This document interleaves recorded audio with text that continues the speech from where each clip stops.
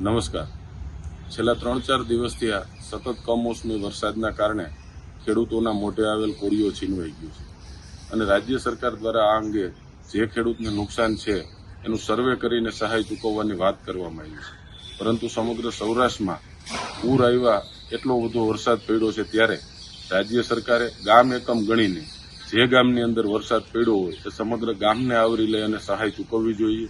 ગત વર્ષે પણ ઓનલાઈન ના કરી શકવાના કારણે ગુજરાતભરના હજારો ખેડૂતો સહાયથી વંચિત રહી ગયા હતા.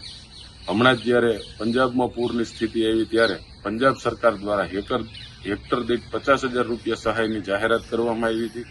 ગુજરાત સરકાર દ્વારા માત્ર 22,000 રૂપિયા હેક્ટરની સહાય ચૂકવવામાં આવે છે, એ પણ અન્યાયકારી છે. ત્યારે રાજ્ય સરકારે આ અંગે આ વખતે સર્વેના નાટકો બંધ કરીને જે ગામની અંદર વરસાદ છે એ ગામ એકમ ગણી અને સહાય ચૂકવવામાં આવે, અન્યથા ના છૂટકે ખેડૂતોને સાથે રાખી અને આંદોલન કરવાની ફરજ પડશે.